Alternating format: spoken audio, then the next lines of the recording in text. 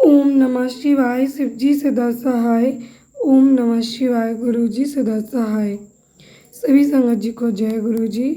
शुक्राना गुरुजी, अनंतम अनंतम शुक्राना।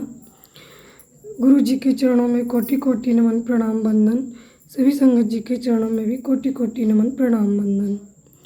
हम सुन रहे हैं शिव महापुराण कथा, और आज शिव महापुराण कथा में हम सुनेंगे किस प्रकार माता सती ने अपना दूसरा जन्म हिमाचल के घर पार्वती के रूप में लिया, और किस प्रकार उन्होंने कठोर तपस्या करके भगवान शिव को प्रसन्न किया, और किस प्रकार माता पार्वती और शिव पिता महादेव का विवाह हर्षोल्लास के साथ संपन्न हुआ।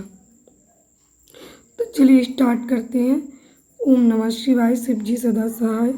ओम नमः शिवाय। गुरु जी सदा सहाय।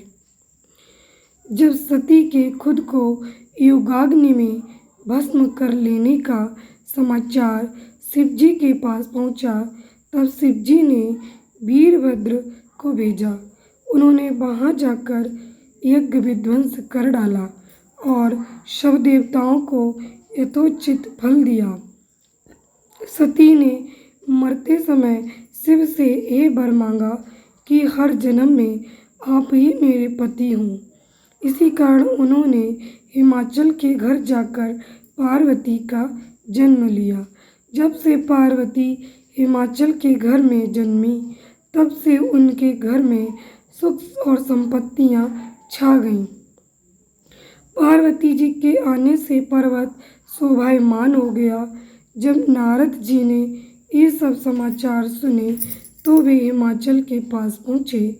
वहाँ पहुँचकर वे हिमाचल से मिले और हंसकर बोले, तुम्हारी कन्या गुणों की खान है। ये स्वभाव से ही सुंदर, सुशील और शांत है। ये कन्या सुलक्षणों से संपन्न है। ये अपने पति को प्यारी होगी। अब इसमें जो दो चार अवगुण हैं, वे भी सुन लो।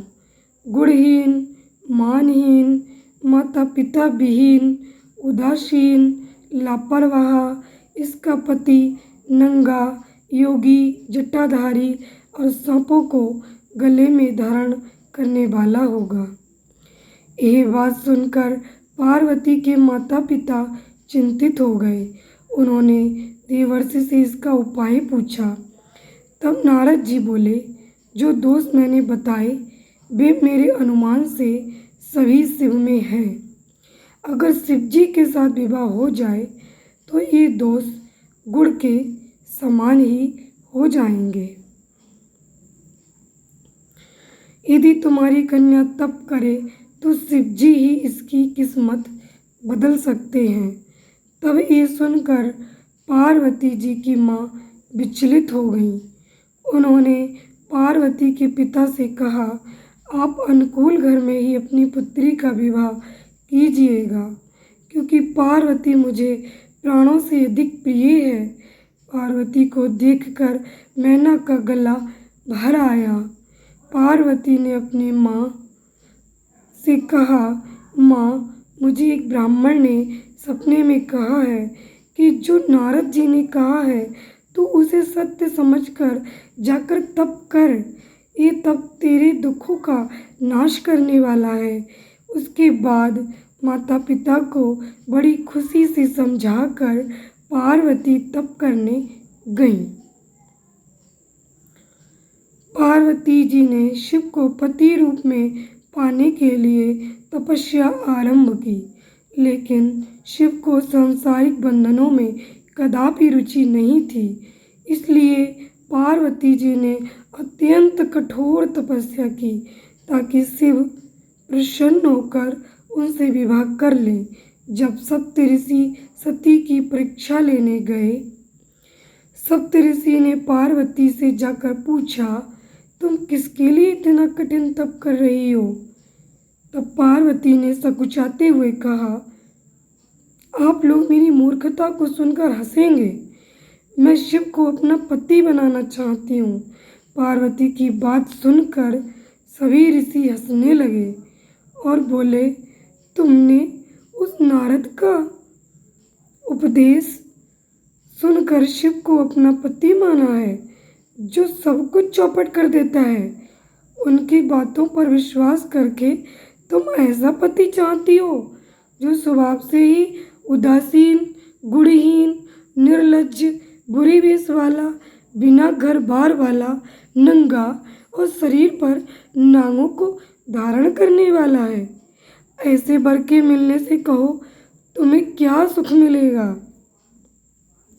अब हमारा कहा मानो, हमने तुम्हारे लिए बहुत अच्छा वर चुना है। हमने तुम्हारे लिए जो वर चुना है वो लक्ष्मी का स्वामी है और बैकुंठपुरी का रहने वाला है। तब पार्वती उनकी बात सुनकर बोली, कहा है कि मेरा हट भी पर्वत के समान मजबूत है। मैं अपना ये जन्म शिव के लिए हार चुकी हूँ। मेरी तो करोड़ों जन्मों तक यही जिद रहेगी। पार्वती की ये बात सुनकर सभी ऋषि बोले, आप माया हैं और शिव भगवान हैं। आप दोनों समस्त जगत के माता पिता हैं। ये कहकर सप्तऋषि पार्वती को प्रणाम करके वहाँ से चले गए। पार्वती जी की दृढ़ निष्ठा ने जीत लिया शिव जी का मन।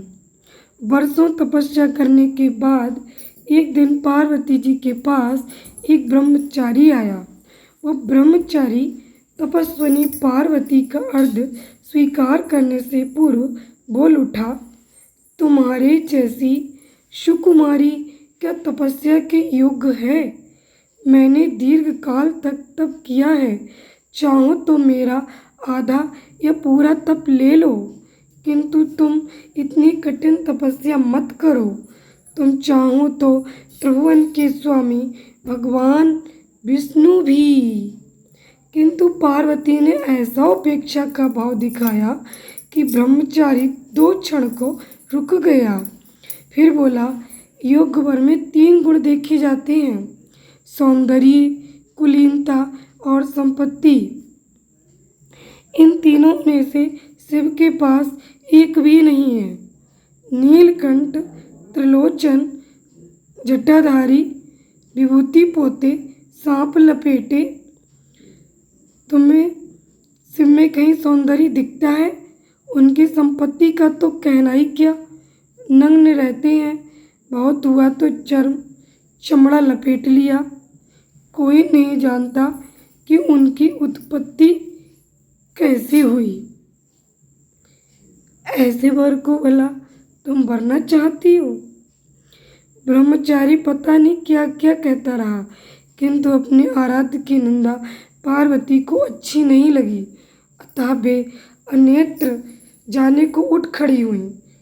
तब से उनकी निष्ठा देख ब्रह्मचारी रूप त्याग प्रकट हुए और उनसे विवाह किया। जहाँ दृढ़ लग्न, कष्ट सहने का साहस और दृढ़ आत्मविश्वास हो, वहाँ लक्ष्य की प्राप्ति अवश्य होती है। पार्वती अपने तप को पूर्ण होते देख घर लौट आई और अपने माता पिता से सारा वृत्तांत कह सुनाया। अपनी दुलारी पुत्री की कठोर तपस्या को फलीभूत होता देखकर माता पिता के आनंद का ठिकाना नहीं रहा। उधर शंकर जी ने सप्तऋषियों का विवाह का प्रस्ताव लेकर हिमालय के पास भेजा और इस प्रकार विवाह की शुभ तिथि निश्चित हुई। सप्तऋषियों द्वारा विवाह की तिथि निश्चित कर दिए जाने के बाद भगवान शंकर जी ने नारद जी द्वारा सारे देवताओं को विवाह में सम्मिलित होने के लिए आदरपूर्वक निमंत्रित किया और अपने गणों को बारात की तैयारी करने का आदेश दिया। उनके इस आदेश से अत्यंत प्रसन्न होकर गणेश्वर, शंखकर्ण, कीकराश, विकृत, विशाख, विकृतानन, दुंदुभ, कपाल, कुंडक, काकपातोदर, मधुपिंग, प्रमथ, वीरभद्र आदि गणों के अध्यक्ष अपने अपने गणों को साथ लेकर चल पड़े। नंदी, क्षेत्रपाल, भैरव आदि गणराज भी कोटि कोटि गणों के साथ निकल पड़े। ये सभी 3 नेत्रों वाले थे। सबके मस्तक पर चंद्रमा और गले में नीले चिन्ह थे। सभी ने रुद्राक्ष के आभूषण पहन रखे थे। सभी के शरीर पर उत्तम भस्म पुती हुई थी।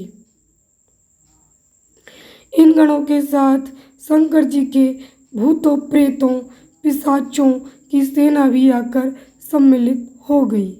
इनमें डाकिनी, शाकिनी, यातुधान, बेताल, ब्रह्मराक्षस आदि भी शामिल थे।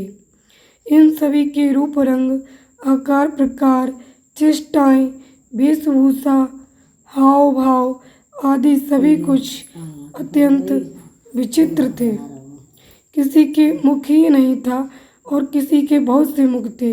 कोई बिना हाथ पैर के ही था तो कोई बहुत हाथ पैरों वाला था। किसी के बहुत सी आंखें थीं और किसी के पास एक भी आंख नहीं थी।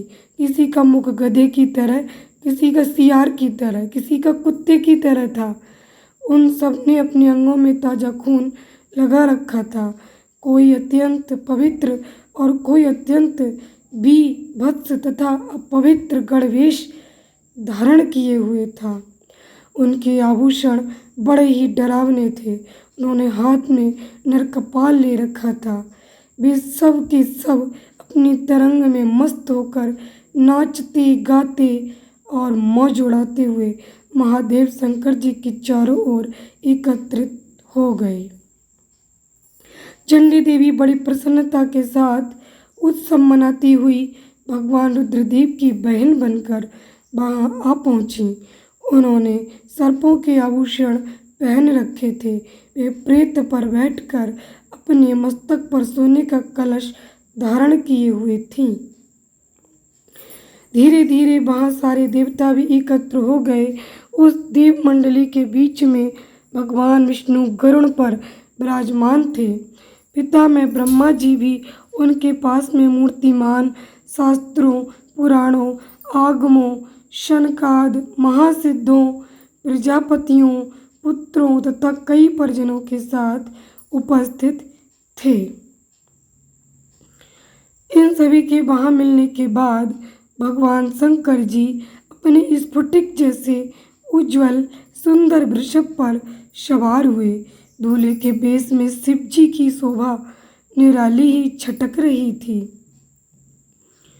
इस दिव्य और विचित्र बारात के प्रस्थान के समय डमरुओं के डमडम, शंखों के गंभीर नाद, ऋषियों महर्षियों के मंत्रोच्चार, यक्षों, किन्नरों, गंधर्वों के सरस गायन और देवांगनाओं के मनमोहक नृत्य और मंगल गीतों की गूंज से तीनों लोक परिव्याप्त हो उठे। उधर हिमालय ने विवाह के लिए बड़ी धूमधाम से तैयारियां की और शुभ लग्न में शिव जी की बारात हिमालय के द्वार पर आ लगी। पहले तो शिव जी का विकट रूप तथा उनकी भूतों प्रेतों की सेना को देखकर मैना बहुत डर गई और उन्हें अपने कन्या का पाणी ग्रहण कराने में आनाकानी करने लगी।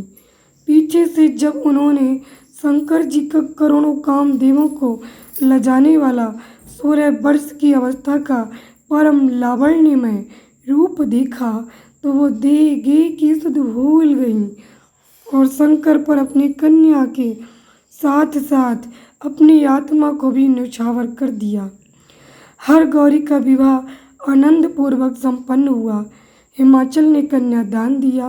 विष्णु भगवान तथा अन्य देव और देव रमणियों ने नाना प्रकार के उपहार भेंट किए। ब्रह्मा जी ने वेदोक्त रीति से विवाह करवाया। सब लोग अमित उत्साह से भरे अपने अपने स्थानों को लौट गए। ओम नमः शिवाय। शिव जी सदा सहाय। ओम नमः शिवाय। गुरु जी सदा सहाय।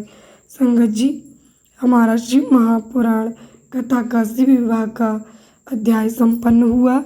इसमें 2 अध्याय सम्मिलित थे। एक तो माता पार्वती की तपस्या का, दूसरा शिव पार्वती विवाह का। जय गुरु जी, शुक्राना गुरु जी। सभी के जीवन में इसी तरह हर्षोल्लास और मंगल बना रहे, इसी कामना के साथ जय गुरु जी। शुक्राना गुरु जी।